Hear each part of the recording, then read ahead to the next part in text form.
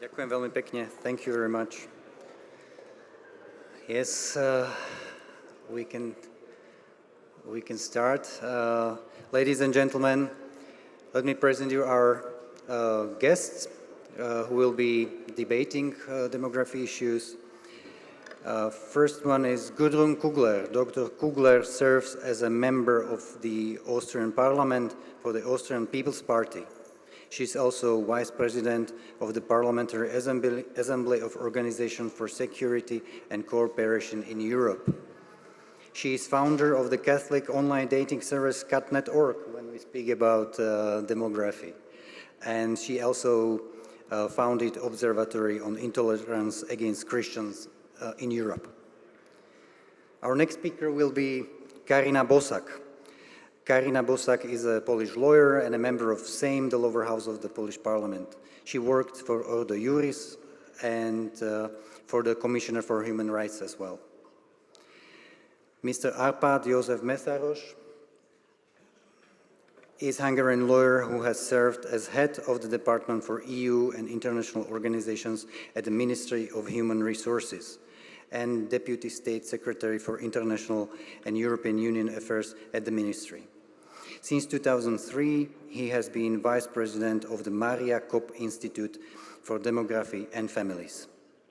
And Mr. Martin Šmilňák is Slovak politician, member of National Council of the Slovak Republic for Christian Democratic Movement, member of the National Council Committee for Education. He is also a teacher, school principal, and member of the Board of Christian Democratic Movement. Welcome. Gudrun, the floor is yours.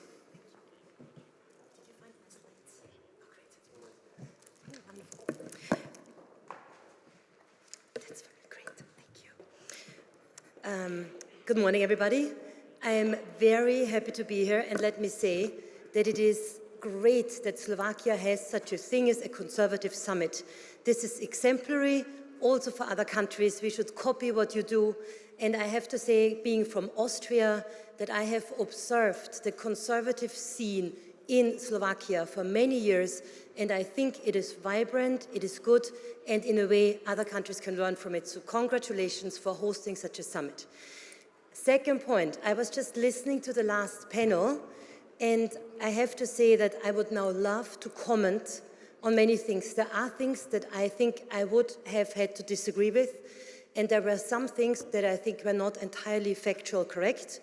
There were also many important things said, but that would require an in-depth discussion. But I will speak about the broader view on these things, so I cannot do it now. I just did not want to leave this not said. With regards to demographic change, look, what is climate change to the left should be demographic change for the conservatives. And I think a lot of this we have already heard this morning. The awareness of the drama is growing, thank God, because awareness is always the first step to a remedy. Look at the newspaper articles I copied here for you. All famous mainstream papers speaking about a catastrophe, all the way to, as you can see in the middle, Financial Times, that we have to count on a sharp decline in our living standards. This is a key line, decline in our living standards. Now, this is from Austria. You can see our famous Kronenzeitung speaks about a massive decline in birth and a demographic bomb on our national TV's website. I am, as the speaker for OSCE Parliamentary Assembly, I have issued a report in February, which you can download, 21 pages summarizing the issue online on my accounts and on the OSCE PA website. And from this, I deduced a resolution text that was adopted unanimously in July at the Parliamentary Assembly of the OSCE. And Martin, you were not there, but you were a member until recently. But we have had these discussions and we came to a unanimous resolution. And what this means for family policy, our topic this afternoon, I will show you in a slide soon. But first, let me show you this. This is the reality.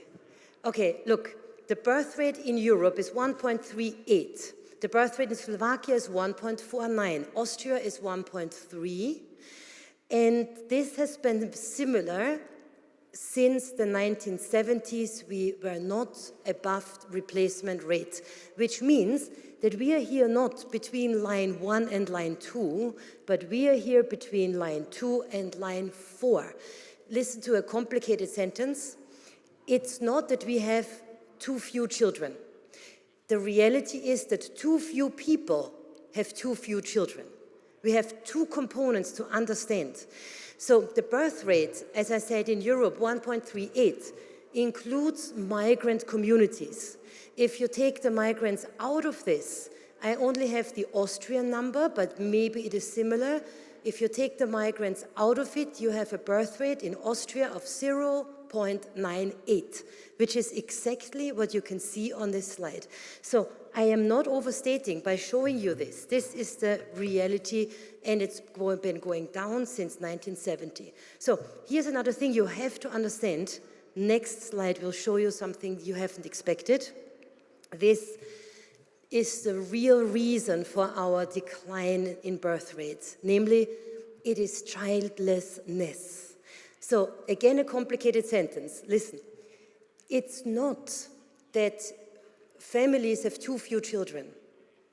The problem is that too few people have children at all. Does it make sense? So the problem is that too few people have children at all. So this is, again, you can see, I don't know if you can read it from the back, from 1970, when this began in Europe, to today, the rate of people without children has increased by 7 times. Okay? So in 1970, 90%, 95% of people had children. Today, it is 60%. Okay, it's different in some countries, but it's between times 7 and times 10. So on the former panel, somebody said, I'm 26, I still have time. That's wrong, okay? Because if you do not have your children until 30, you will be in trouble. I'm sorry, I don't want to, hurt anybody here. The likelihood, if you have no children until you are 30, the likelihood that you will have children at all is 50%. 30 is the magic number. And so being 26 means get married and have children, yeah? And not, oh, I have time, as he just said. So, look, since about 100 years, we have more or less the same amount of children, 2 or 3 children. That hasn't changed much over 100 years. We call it the first demographic transition. We now have a second demographic transition since the 70s, namely an increase of childlessness, right? So if you add it up, families have 2 or 3 children, and then so many people have no children, we do not have enough children. And now look at the reasons why people don't have children. 1/3 of those who have no children say, we don't want any children. Individualism, secularism, whatever. And 2/3 say the magic word, not yet. And that's the danger, okay? So, obviously we have heard there's a difference between Western and Eastern Europe. You'll see here, population decrease in Eastern European countries. Slovakia has a decrease, but it's not as tremendous as other countries. You can see Poland, Romania, Bulgaria, Croatia, Lithuania is very serious. But Eastern Europe obviously has a double problem, emigration and low birth rates. Western Europe has another problem, low birth rates and immigration. So we are not declining, but we have other problems. Now, what's the consequence? Look at this. 10 people in Austria supporting old people. In 1950, 1.7. Now, 3.3. 10 people support 3.3 people. And in 2042, it is 5. This is not sustainable. This is just retirement. It's also true about health. Somebody over 65, I'm sorry, again, I don't want to hurt anybody, need 12 times more health expenditure. So from 26, it is times 12. This is on the long run not financeable. Now look at this. It's just kind of a little joke.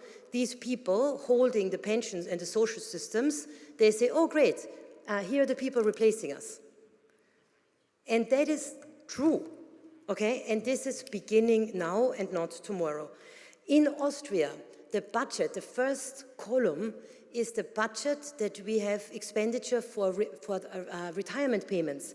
It is a quarter of the entire Austrian budget. And the increase, that's the red line, the increase for the next 5 years is higher than our budget for family, our budget for education, and our budget for Wissenschaft, help me, science. Yes? Okay, like this is ridiculous. Look at Austria. This blue in Austria is where we are already declining in rural population.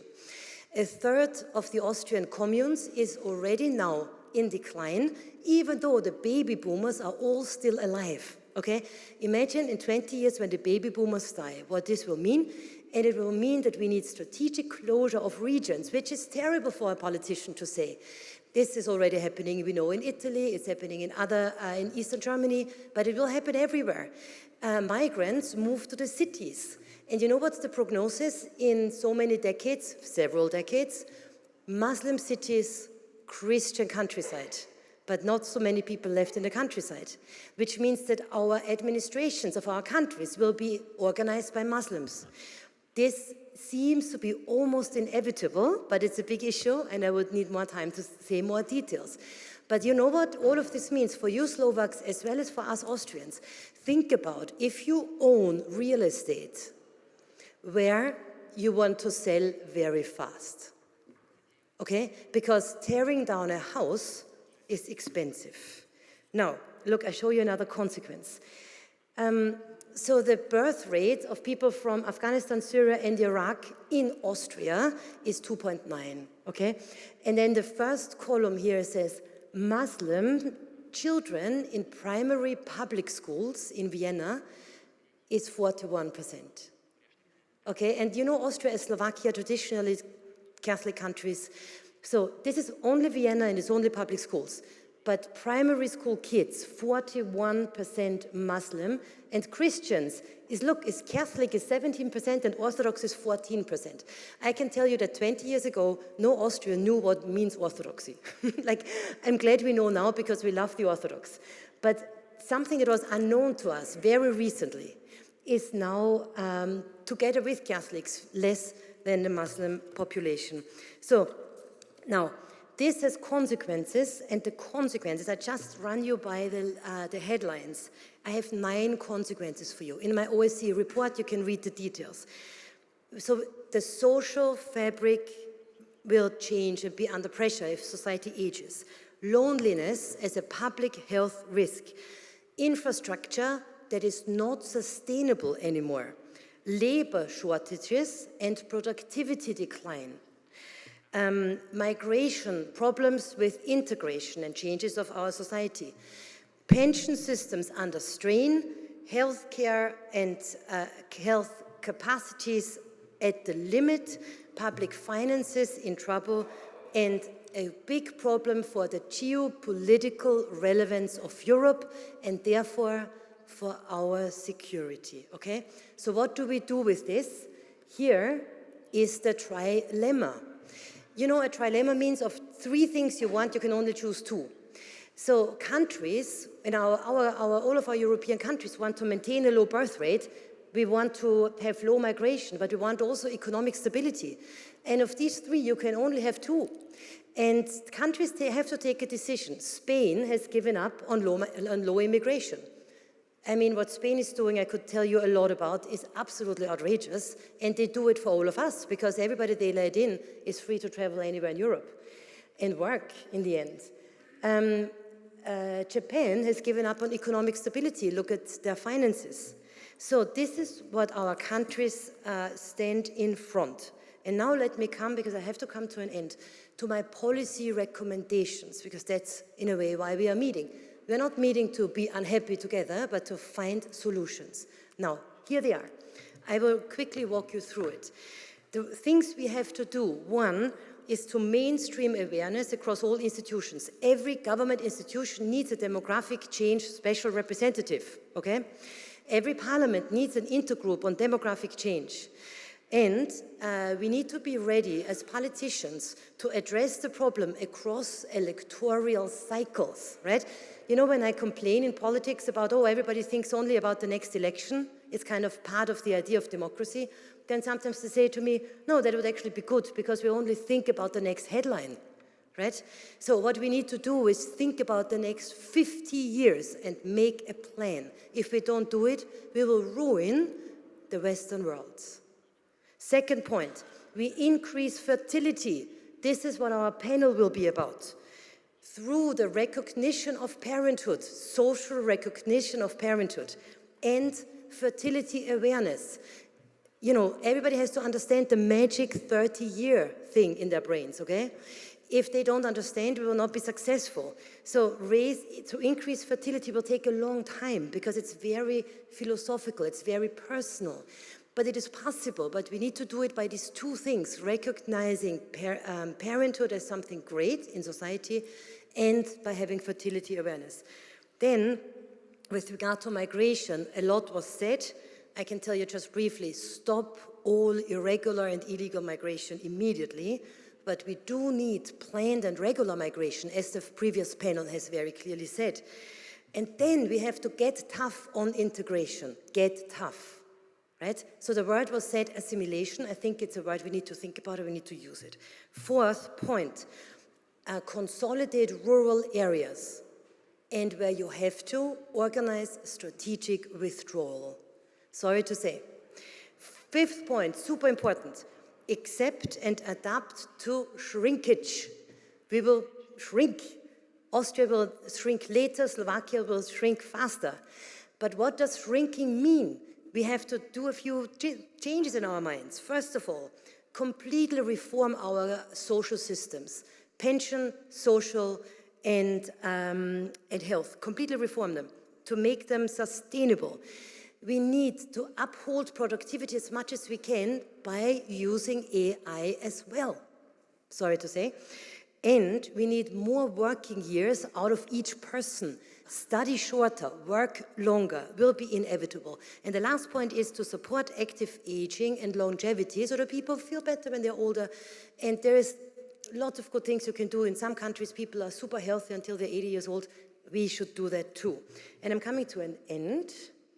And regarding the family, in my unanimous resolution that was adopted in July in Porto, it says this, and this is unanimous, including Slovakia. You can use the terms. It says, implement family-friendly policies, but know that this is not a sole solution.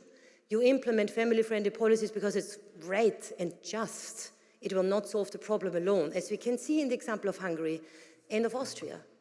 Austria and Hungary, the best family-friendly countries in Europe, and it's not saving us. But it's only an element of many things to do. But the most important is the second line, foster public dialogue that portrays parenthood in a positive way.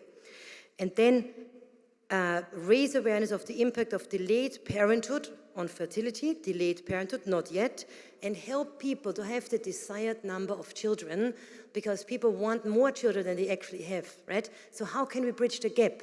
This is with regards to the birth rate, and for politics, a key issue to talk about.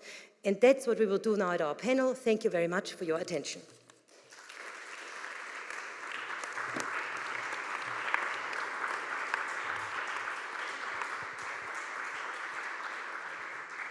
Thank you very much, Gudrun. There is so much to talk about, so we will have to choose something.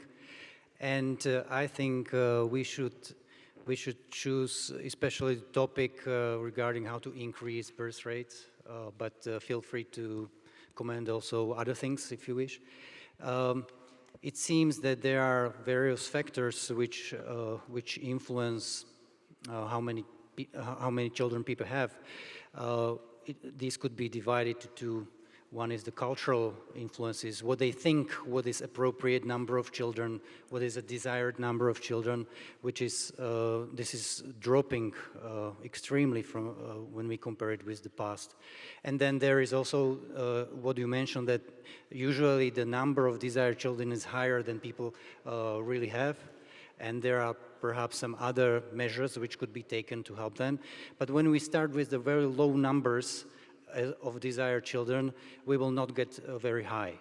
So maybe the first question would be to you, Gudrun, because once you ask the question, why do you want to have children? I don't know if you remember that. You did a private research or something like that. Why do you want to have children? And you were asking people, so why do people want to have children? And what's the difference between people who want to have many children and those who wish to have no children or little children? People always ask me why people decide against children, right? And if you have, let's say you run a zoo and your, I don't know, the flamingos lay no eggs and there are no baby flamingos, you have to ask your question, what's wrong in the zoo, right? And I want to refer your attention to Carl Trueman's book, The Rise of the Modern Self, or something like this, where he explains that individualism has a 200-year history in thought, and now we arrive at this place. But we arrive here now in complete desperation, because people have no purpose in life. Our children are psychologically challenged. Austria, Germany, a quarter of our children need a psychologist. I mean, there's something wrong with society, right? As we also mentioned already today, we do not know who we are. Identity, we have a total identity crisis. And then people are afraid of scares and doom, right? Our world will break into pieces, it will get hot, we will have no food anymore, climate change, so they don't want any children. Now, the answer then to the negative scenario is, it was always human innovation that actually solved problems. So people are the most precious. What makes people happy? An American said 3 F's, faith, friends, and family. So having children is really part of who we are and what gives us meaning in life. And we do have a statistic, I have to say, and this is maybe interesting to many of you, that people with a religious background have half a child more on average, right? Now you could say, what is half a child? Like kind of a strange thing to think about, but statistically that's quite meaningful, half a child more. So people with a strong religious background will almost make it to replacement rate. Now it's still not that much, but if everybody had that, we would not be in trouble. So that's maybe some of the reasons for why people have children. And as I said, many people do not have children because they say they want them later. And so then they get older, then the career, and maybe the partner question, and then suddenly it's not so easy to conceive. So they turn out not to have had children, right? And so, again, it's not a conscious decision, but they slide into it. And our message has to be aware of the danger of sliding into childlessness, and then hopefully many will have their children earlier. Mrs. Bosak, a similar question for you. I saw polls of Polish youth, teenagers. They were asking how many children they wish to have when they will be adults. And the best group was like 30% of population was children who came from marriages, stable marriages, and were practicing faith. So these 30% wish to have 1.8 children as a starting point. And we know, in fact, that it's always lower than desired number. The rest of the population was much worse, like 1.3 or something like that. So very low starting points. So why is it that in Poland, which is a rather conservative country, are these numbers so low? And do you meet families, people who wish to have like 7, 8, 9 children? Well, I would say that in Poland we are facing also the same thing as people in West. So we are actually a conservative country still, but also the progressivism and this individualism that is spreading around the country, it's seen. So even if we are conservative and we are faithful Catholics, for example, the question is whether really we are conservatives and we really want to have like life according to our faith. Or our values that we should or are expected to share from the other countries, because yes, it's very visible among young people that they prefer doing the career, for example, and they're, well, as Gudrun said, not yet. They didn't want to have or start the family yet, and then the time is running out, and or is they don't have time for this. I think that also what we are experiencing is lack of, I would call it, family mainstreaming. It's like we are among our media sphere or media mainstreaming, we see more articles on how is it wonderful to be successful at work, that children are the barriers, that children are, I would say, are not attractive to have, or people would like to remove children totally out of the public space. That and those are articles that are present in the online media and in the media that are spread all over, and the young people are actually feeding by those messages. And even though they are raised in Catholic families or conservative families, they think that it is not attractive to be a parent. It is not attractive to have children because they can have a happier life without them, and it would be more socially acceptable or appreciated. And this is a big mistake that we are observing, that young people might have this mindset in their minds. And what we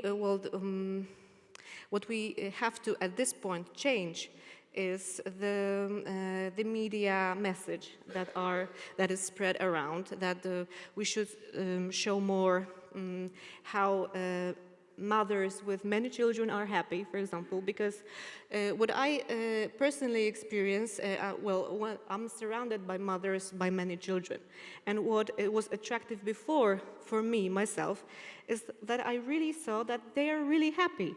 They can be tired, they can have some challenges, but they are truly happy women, and I haven't seen truly happy women in corporations, actually.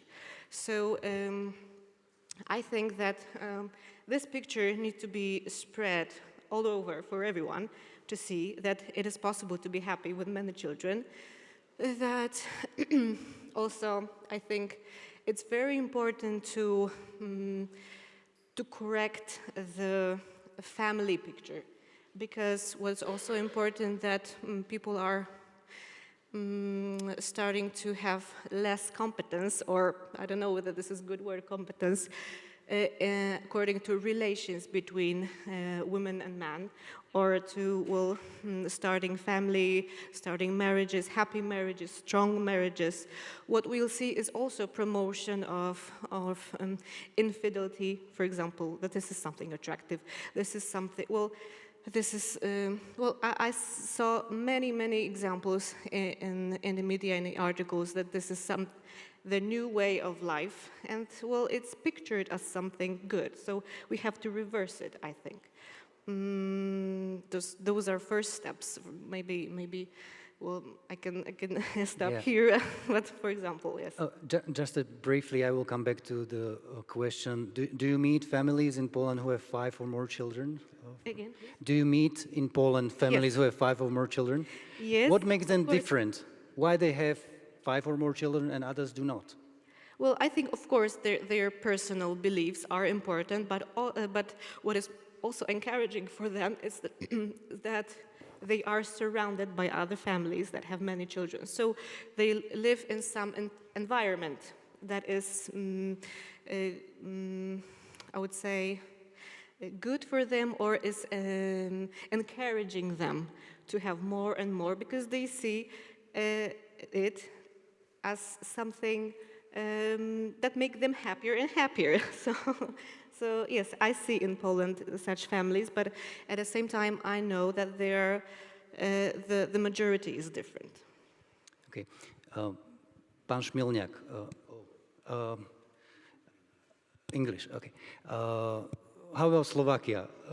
Do you meet families with many children in Slovakia, and what's the difference? I see a few friends here who have 5 or more children. My brother has 5, my second brother's got 4, I have 2, and my youngest brother's got 2 because of health issues. I'd rather have more, but we just can't.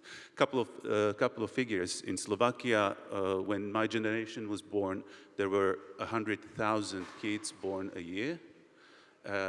Last year it was 46.3 thousand, so the rate dropped down by 53%, which is very sad.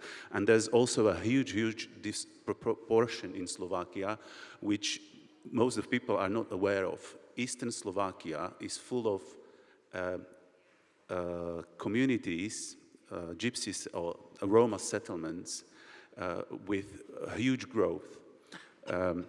There's a lady of my age, 52, who's got 13 children and 52 grandchildren. You have elementary schools with girls, 13, 14, 15-year-old, having babies. And you have a small village of Lomnička where you have 140 kids born every year.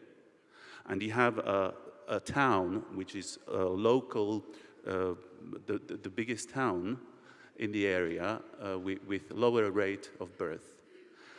In where I come from, the region of Prešov region, there are 13 districts.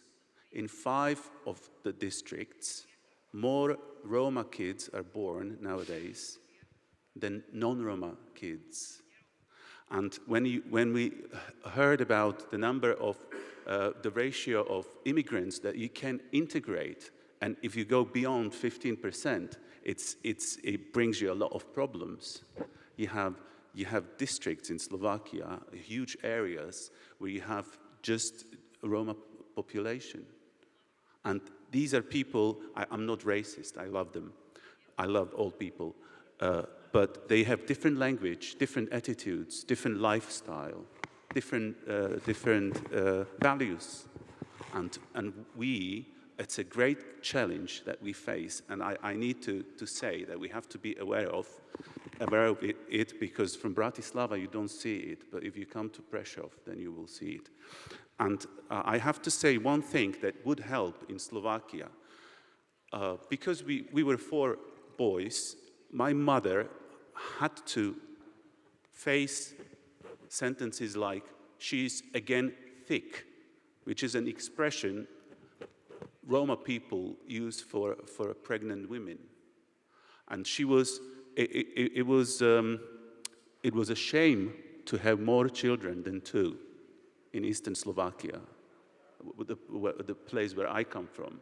So we need to change this attitude, because a pregnant mother is precious and the most important person for Slovakia, for Europe, for the world. So changing attitude, one thing, integrating and doing as much as we can, educating Roma people, and invite them to cooperate on building society, on building Slovakia. That's something which I see as a great challenge, and we need to work on it. And do you think that Roma people have more children because of their religion? I don't think it's a way of life. They don't care about future, and they don't care about past. They only live today. So they, in a way, as Gudrun said, we are afraid of many threats that we see in front of us. Gypsy kids or gypsy people don't see the threats because they live today. So in a way, they are more happy. They are not governed by fear. They are not governed by fear in their life decisions. Yeah, so they are very emotional. Okay, and what about non-Roma population in Slovakia? Are there families with many children? And, you mentioned your siblings. Yeah, that's something that needs to be long-term, sustainable state policy. Previous government put in place some tax bonuses or tax incentives, and next government comes and cuts it by half. So if you want to do a family politics and enhance fertility, it has to be long-term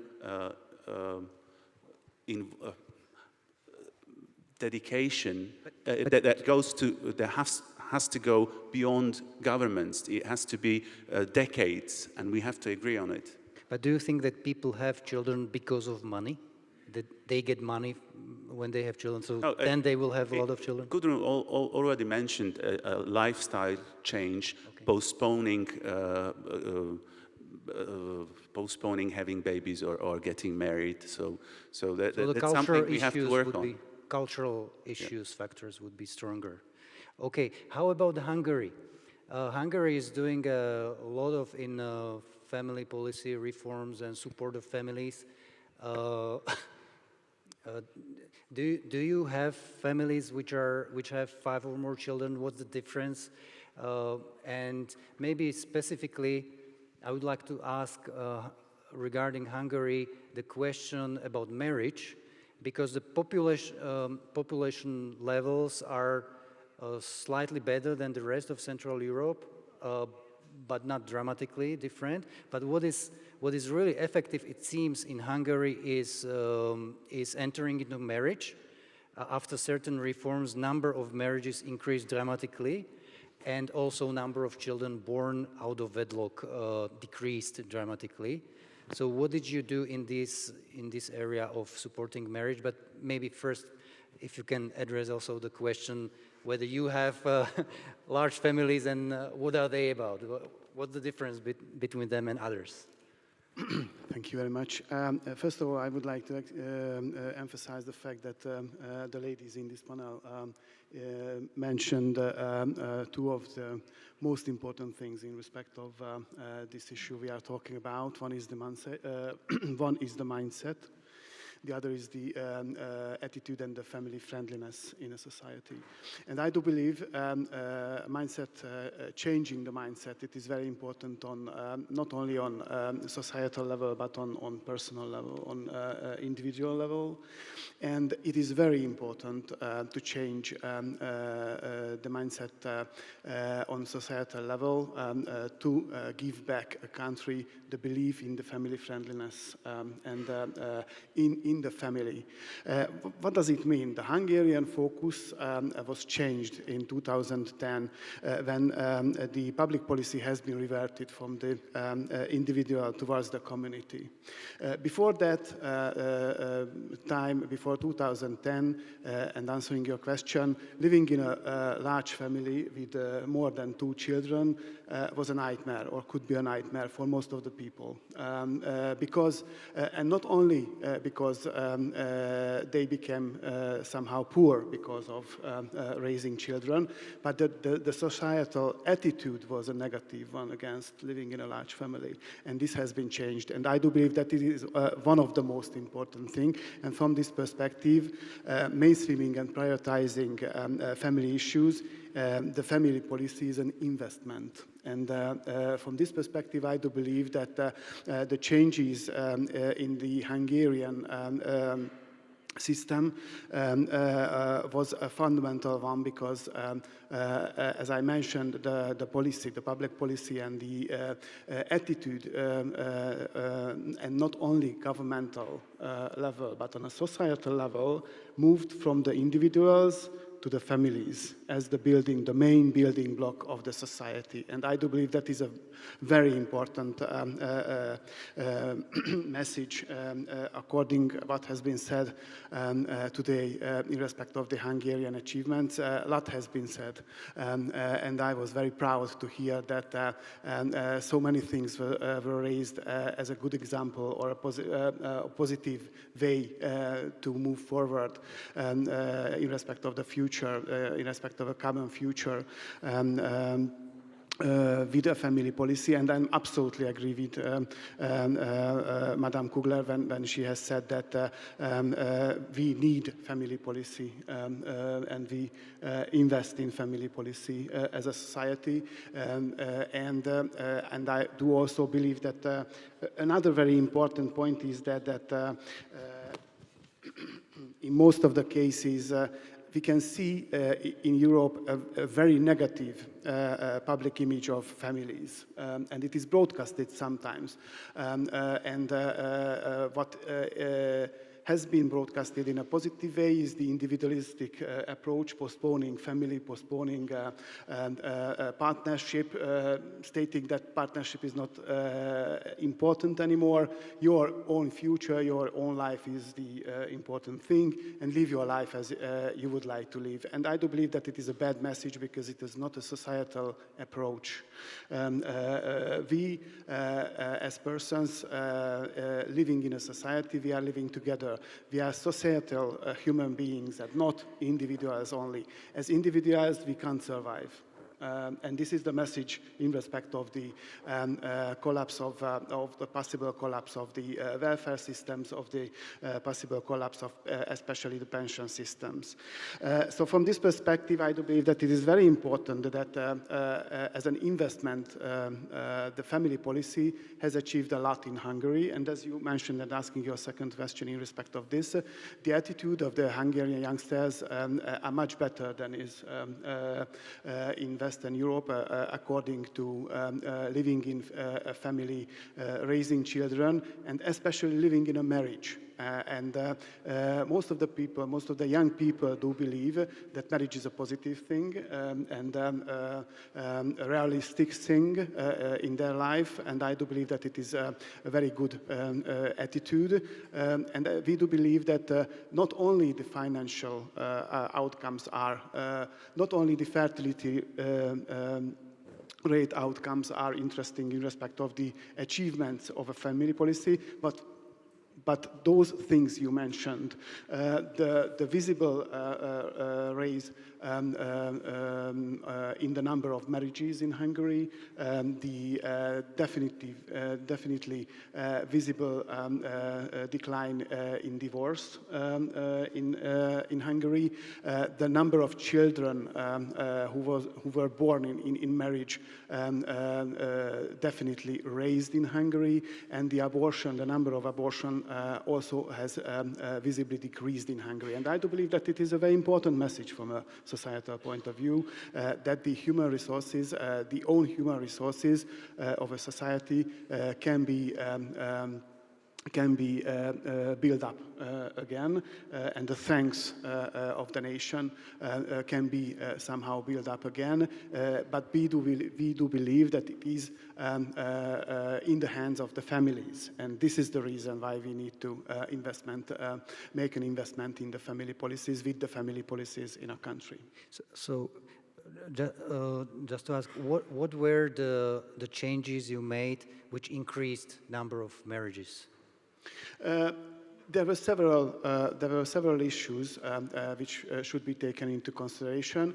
There were financial incentives, of course, but as I mentioned, it was also very important that the whole societal approach and attitude has changed with the family friendliness, and not only the governmental incentives and the governmental measures should be taken into consideration, but the measures, for example, helping the economical sector, or the municipalities, or the universities, or the different actors of the society became family friendly, and these all together helped the people to receive back somehow the belief in the future, in their own future, and in the future as a family in marriage and not outside of marriage. So you have certain family support dedicated only to married couples, right? Yes. What are these? Yes, there are such a kind of incentives. The baby, for example, one of the most important and one of the most successful of them was the baby expecting subsidy, which is now 11 million forint as a loan for the couple, the married couple, and if they have 3 children, the remaining costs of the loan is not only suspended but eliminated for them. So it means that if they have 3 children, they don't need to pay back the money. This relates only to married couples or Yes. also unmarried? Yes. Only married couples can get these benefits? Yes. Okay. Gudrun wanted to react. Yes, thank you. Albert, this is very interesting. Thank you. I take a few points. I think we need to underline a few things. One, as conservatives, it makes sense to look into the question whether supporting marriage because of marriage is a good thing in our countries. I think what you're doing in Hungary is extremely interesting. Many of us think, oh, we can't do this. This is against our rules of equality. But I think it is very meaningful and we need to look into it. Second point, you're right that family policies need to be broad and just and very good. I think it is correct to say that Austria and Hungary are the best countries in Europe, and Hungary is a little bit better than Austria. But our 2 countries are the example. And concerning no income tax for moms of 4, I am going to relocate to Hungary as soon as I'm no longer in parliament, because I have 4 kids and I pay so much income tax that I just think working doesn't make any sense. So you will see me very soon in Hungary. You are really welcome. And I think many countries can look into how Hungary does it and how Austria does it and take, best practices for their own countries. And I also understand that NGOs normally just try to lobby the government. But in this case, to lobby the government is not enough, because the answer for raising the birth rate lies only to a smaller extent in what the government does as pro-family policies. We have to have pro-family policies because it's fair and just and necessary, but it's not alone the answer. So in Austria, our policies did not raise the birth rate significantly, and in Hungary, it raised the birth rate also not significantly and just a bit and just for a while.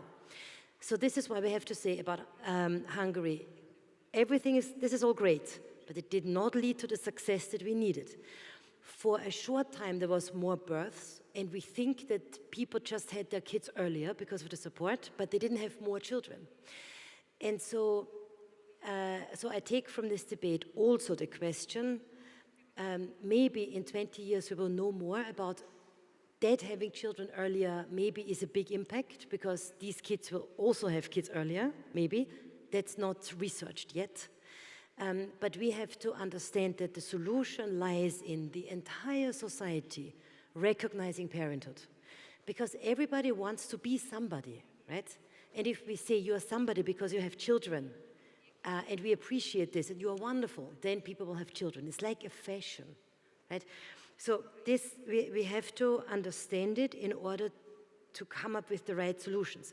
So I'm almost done. Hungary funds IVF, in vitro fertilization. I find that problematic because we have numbers that the more IVF you offer, the fewer children people will have because they postpone, and IVF has a baby take-home rate between 20 and 30%. And Austria, unfortunately, the Constitutional Court just legalized social egg freezing. The young woman freezes her eggs to use them later.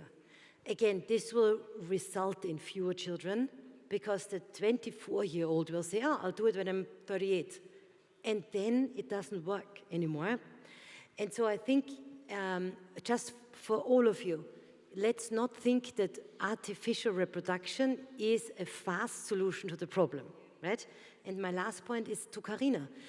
In Europe, there are 3 couples only where both are members of parliament, right?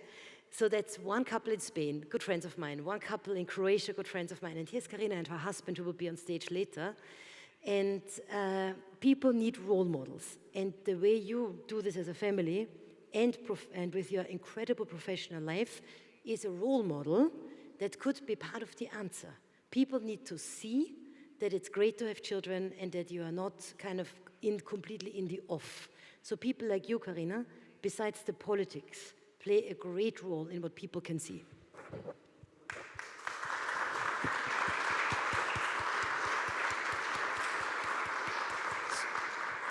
So it seems to me that there is a cultural pressure to have one, two children, maybe, one-child policy or two-child policy, cultural norm, and you need to have certain background, religious, I don't know, cultural, to resist it, not to be touched by that. Would you agree with this?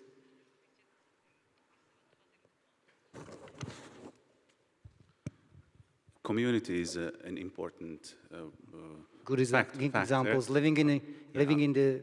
I live in a community of 100 couples within a Silesian community in barrio, and all the families tend to have more children, and their children have children. So if you have. And you are not speaking about Roma. No. I'm speaking about people who go to church, who meet together, who go to vacations together, and these are families of 3, 4, 5 children.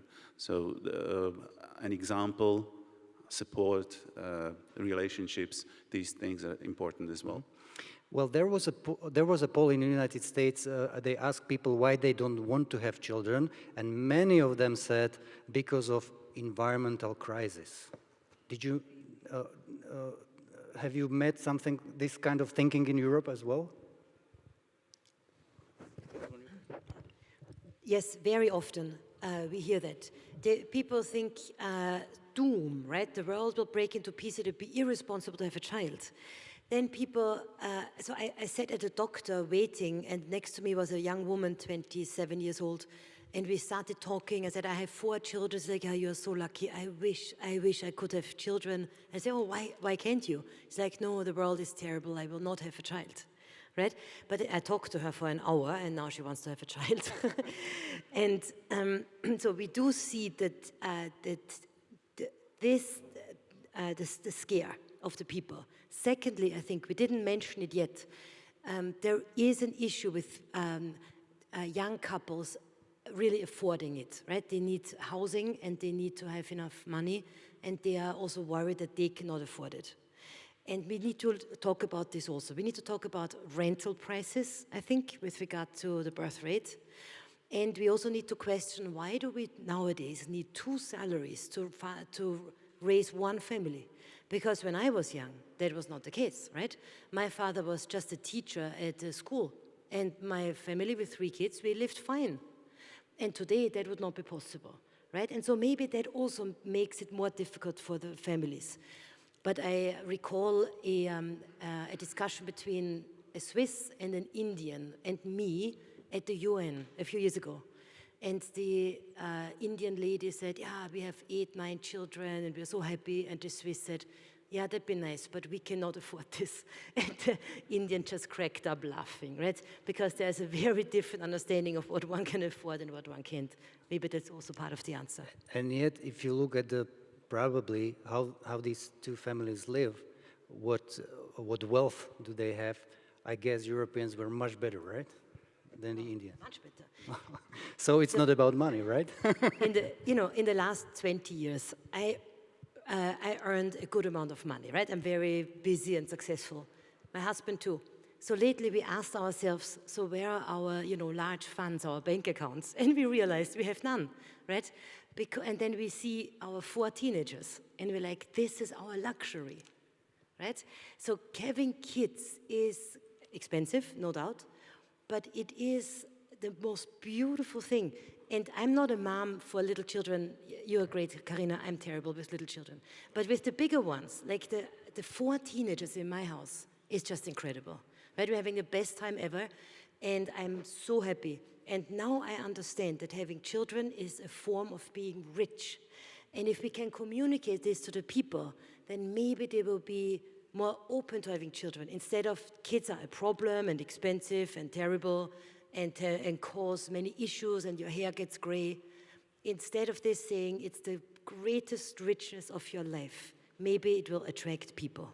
Okay, I think we have to stop here because these were perfect last words. Thank you very much. Thank you all.